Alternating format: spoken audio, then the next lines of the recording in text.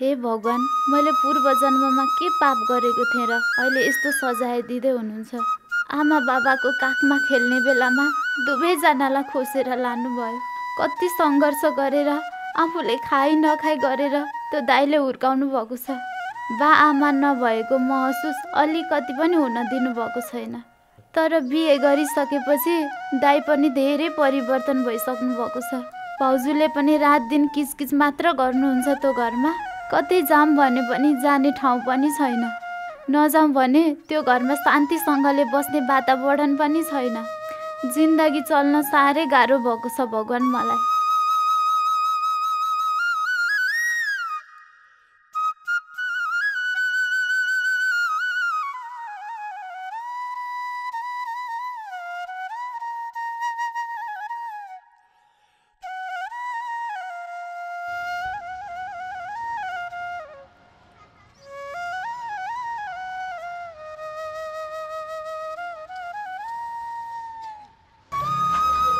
रिता, कति छिटै आइछौ मन्दिर? पूजा पनि गरेर फर्किसक्यो? हजुर दिदी, गरिसकेँ। अनि हजुर टाढै हिँड्नुभएको? म पनि यही मन्दिर दर्शन गर्न आएको। अनि के भयो तिमीलाई? निराश देखिन्छौ त। घरमा सबै ठिक छ नि? होइन दिदी, मलाई केही भएको छैन। अलिकति मनमा कस्तो कस्तो भइरहेछ। म अहिले जान्छु ल। ल राम्रोसँग जाऊ है, धेरै टेन्सन नलिऊ।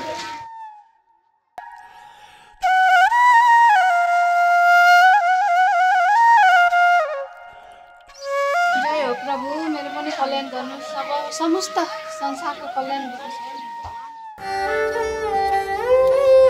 यति बेलासम्म घरभरि भाडा सबै जुट्टै छ। महारानी काम उन्टेकी हुन् कुनै अत्तो पत्तो छैन। के भयो तिमीलाई? किन बुझ्बुताइरहेको? किन बुझ्बुताउनु नि? तपाईँलाई बिहान उठे कि अफिस जाने हतार हुन्छ, महारानी काम उन्टेकी हुन् अत्तो पत्तो छैन। अनि घरको काम सबै म एक्लैले गर्नु परेको छ। यता गएर आफै उता गएर आफै। होइन, थाहा हुँदा किन तिमी त्यत्तिकै रिसाउँछौ? ऊ सधैँ मन्दिर जान्छ भन्ने तिमीलाई थाहा छ त? त्यत्तिकै बरबराउनु पर्छ? पैसा तिरेर रिसाउँ भने न मेरो जागिर न मेरो काम। तपाईँकी बहिनी कहाँ जान्छ मलाई के थाहा? न मन्दिर गएकी हो न दो बाटो गएकी हो। सधैँ कसरत गर्न मात्र कति आएको हो? मनमा शान्ति, मुहारमा खुसी भने कहिले पनि देख्न नपाइने भयो। कचकच नगर्नी नै बिहे गरे भइहाल्यो नि त। आफ्नो बहिनीलाई चाहिँ के गर्न लाउने होइन, खालि मलाई नै रिस देखाएको छ। के गर्नु, मेरो त भाग्य नै खोटो छ। खुर्क भित्र गएर खाना बनाऊ।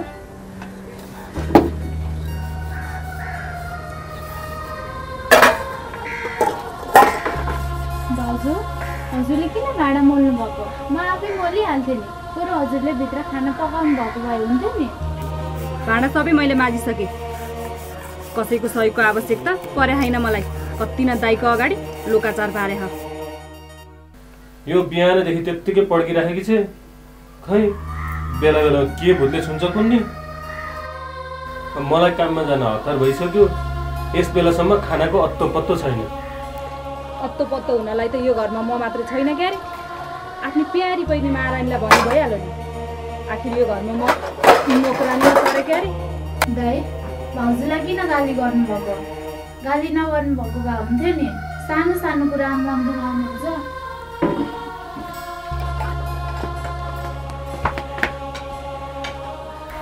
बहिनी, मलाई अफिस जान हतार भयो। म निस्किन्छु ल।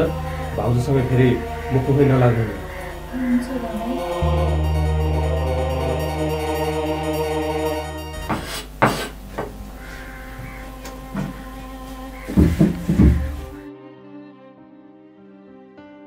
महारानी, खाना बनाउनुहुन्छ कि? फेरि केही भन्नु हुँदैन, दाइलाई कुरो पुगिहाल्छ। यति भयो नि। मिलेर बस्नु भन्ने त छैन, खालि दाजु भाउजूको सम्बन्धमा आगो लाउने काम मात्रै छ। भाउजू, हजुर मसँग किन रिसाउनु भएको? मैले त्यस्तो के गल्ती गरेको छु र? हजुरले सधैँ मलाई नराम्रो मात्र देख्नुहुन्छ। कुनै पनि बहिनीले आफ्नो दाजु भाउजूको सम्बन्ध बिग्रियोस् भनेर भन्दैन। ल ल, धेरै राम्रो छु भनेर दाग लाउने होइन। को कस्तो छ भनेर राम्रोसँग चिनेको छु मैले। खुबै माइतै बसेर दाजु भाउजूको सम्पत्ति खान्छु भन्ने कत्रो आँट होला होइन? भाउजू, यो त हजुरले बढी नै बोल्नु भयो। म त यहाँ बसुन्जेल दुई छाक खाने त हो नि।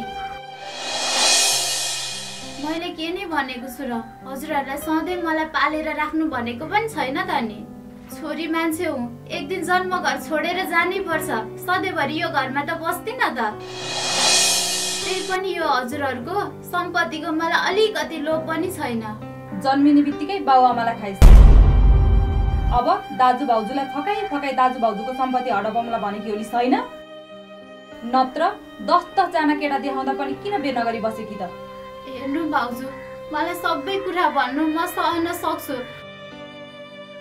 तर मेरो आमा बाबालाई एक वचन नराम्रो भनेको सहन सक्दिन मेरो मरिसकेको बाबा मम्मीको कुरा निकालेर मेरो मन दुखाउने काम नगर्नुस् हजुर सक्नुहुन्छ भने 2 वचन मिठो बोलिदिनुस् न भाउजू किन मरेको बाबा मम्मीको कुरा निकाल्नुहुन्छ मलाई केही पनि चाहिँदैन यो सारा सम्पत्ति हजुरहरुकै नाममा छ र हजुरहरुकै हुनेछ मलाई केही पनि चाहिँदैन हजुरहरुको सत्य कुरा कहाँ बच्छ रिस उठ्छ चित्त दुख्छ सत्य कुरा सहन सबैलाई गाह्रै हुन्छ यो घरमा त म टिक्नै नसक्ने भए बस्नु छैन मलाई यस्ता चोथालेको घरमा एक दिन हैन 2 दिन हैन रात दिन तिमीहरुको दाजु बहिनीको टोकामा सहेर पर्न सक्दिन म तिमीहरुको दाजु बहिनी नै बस्छ यो घरमा भाउजू यति सानो कुरामा हजुर किन रिसाएर घर छोडेर हिँड्न आँटिरहनु भएको छ तिमाथि मैले हजुरलाई त्यस्तो नराम्रो किन भनेको छु र त्यसै त दाइ मसँग रिसाएर कस्तो छ झन् हजुर पनि घर छोडेर जानु भएपछि यो घरको हालत कस्तो होला एकचोटि सोच्नुस् त यो समाजले के भन्छ भाउजू अनि हाम्रो इज्जत कहाँ जान्छ एकचोटि सोच्नुस् त भो धेरै नाटक गर्नु पर्दैन यो घर छोडेर म हिँडेपछि आनन्द हुन्छ तिमीहरुलाई यो घरको सिरी सम्पत्ति पनि तिमीहरुकै नाममा हुन्छ तिमीहरुको दाजुबहिनी मजाले खुसी भएर बस्नु अनि भाउजू मलाई सम्पत्ति चाहिँदैन हजुर किन यस्तो कुरा गर्दै हुनुहुन्छ घर छोडेर नजानुस् छोड मेरो हात बस्नु छैन मलाई यो घरमा भाउजू भाउजू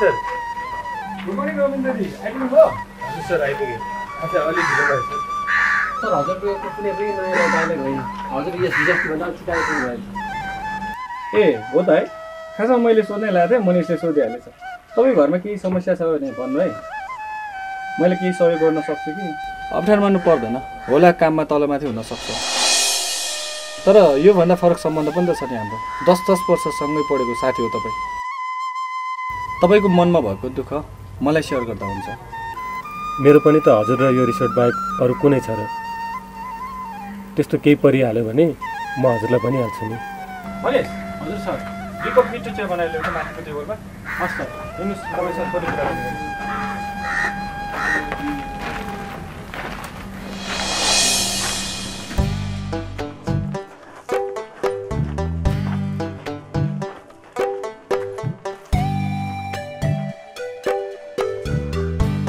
रविन्द्रजी हाम्रो रिसोर्टको व्यापार बिस्तारै बसिरहेको छ अब कसरी चाहिँ अगाडि बढ्ने होला सर अहिले हाम्रो व्यवसायलाई 2वटा कुराले असर पारेको छ एउटा बढ्दो सहरीकरण अर्को आर्थिक मन्दी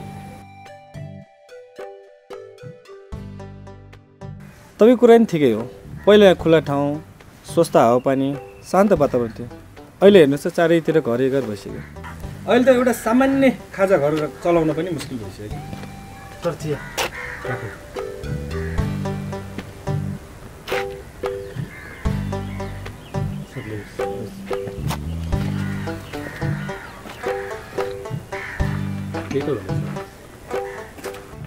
अब के चाहिँ उपाय लाउने होला त म पनि अचम्ममै छु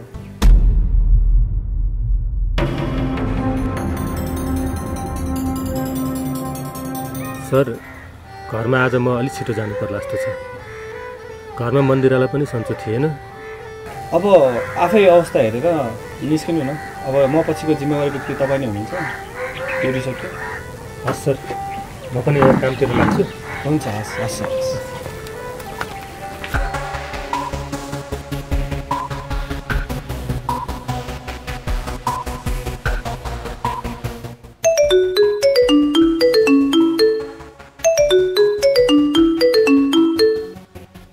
हेलो हेलो दाइ। रिता भन त के भयो? भाउजू त मसँग त्यत्तिकै रिसाएर घर छोडेर हिँड्नु भयो। हजुर कहाँ हुनुहुन्छ? छिटो आउनु न प्लिज, भाउजूलाई रोक्नुहोस्। ए ल ल ल ल ल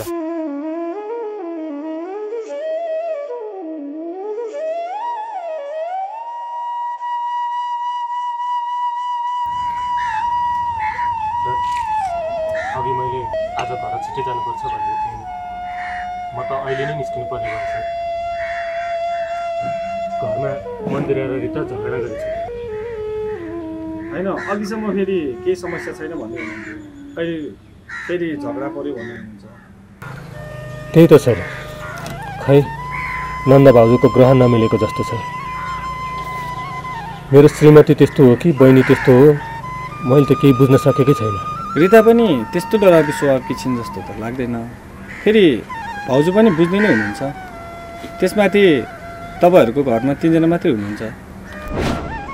तपाईँ त धेरै समय यतै बिताउनुहुन्छ। घरमा नन्द भाउजू मात्रै हुन्छन्। दुवैजना मिलेर बसेको भए कति गजब हुन्थ्यो। त्यही त सर, यो घरको अवस्था देखेर पनि मलाई त दिक्क लाग्छ।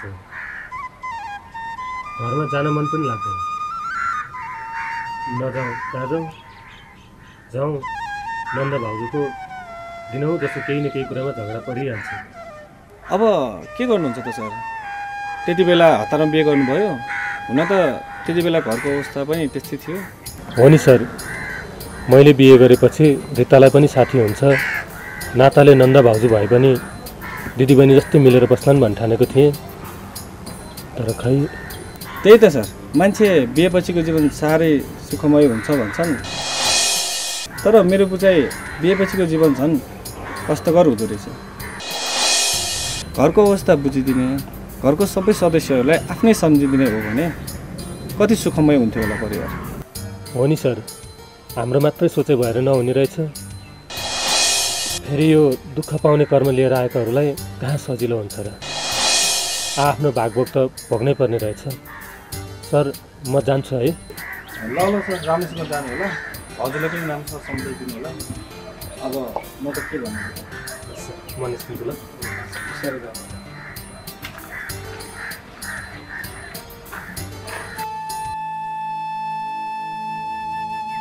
रिता, के गर्दैछौ?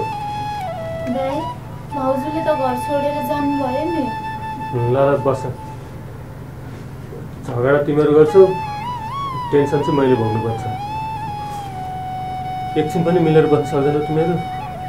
मैले त्यस्तो नराम्रो त केही भनेको थिइनँ दाइ। भाउजू आफै मसँग रिसाएर हिँड्नु भएको हो। भोगो, धेरै च्याउच्याउ नगर। बरु कुकुर र बिरालो मिलेर बस्ला। तिमीहरू नन्द भाउजूको के हो के? हजुर पनि मलाई मात्र नराम्रो देख्नुहुन्छ। मलाई माफ गरिदिनु, भाउजू मेरो कारणले घर छोडेर जानुभएको हो भने। भोगो, धेरै रुचि अनुहार नबना। अब तिमीहरू दुईजना बिच के भयो मलाई के थाहा? झगडा के कारणले भएको हो, कसको कारणले घर छोडेको हो, म त तिमीहरू दुईजनालाई बराबर देख्छु। भाउजूलाई नजानु भनेर मैले कति बिन्ती गरेँ, भाउजूले मान्नु नि भएन दाइ। भयो भयो, जान दे। जसलाई बस्न मन छैन उनीहरू जान्छन्। आखिर कानै पो जाने हो र। दाइ, यस्तो कुरा नगर्नुहोस् न। भाउजू खोज्न जसरी भए पनि जानुपर्छ। हजुर जानुहुन्न भने म आफै भए पनि भाउजू खोज्न जान्छु। भइगयो, जान दे। अब घरै छोडेर जानेलाई के भन्नु? यदि त्यसलाई मेरो माया रहेछ भने फर्केर आउँछ। धेरै नचाहिने कुरा नगर्नु न दाइ, जानु। फेरि गाउँलेले कुरा काट्ने बाटो मात्र हुन्छ। कुरा काटे काट्छन्, जसले कुरा काटे पनि केही फरक पर्दैन। 2 दिन भए पनि आनन्दले बस्न पाइन्छ। यो सधैँभरिको झगडाले म त दिक्क भइसकेँ बहिनी। के गर्नु त दाइ, यो संसारको रीतै यस्तो हो। बिहे गर्नु परिहाल्यो। बिहे गर्नु अघि कसको निधारमा लेखेको हुन्छ र दाइ, यो मान्छे राम्रो यो मान्छे नराम्रो भनेर? आफूलाई परेपछि के गर्नु दाइ, जे जस्तो भए पनि भोग्नु परिहाल्दो रहेछ। प्लिज दाइ, भाउजूलाई जसरी भए पनि लिन जानु न है। ल ल, जान्छु तेरी भाउजू लिनलाई। पिर नगरिकन बस, म हिँडेँ। हुन्छ दादा, के हुन्छ खबर गर्दै गर्नुहोस् है। हे भगवान्, आखिर मेरो गल्ती चाहिँ के हो मैले बुझ्नै सकिरहेको छुइनँ। भाउजूले मलाई देखिसहनुहुन्न। मैले भाउजूलाई जति राम्रो गरे पनि नराम्रै मात्र गर्नुहुन्छ। यसरी घरै छोडेर जानलाई मैले के नै भनेको थिएँ र?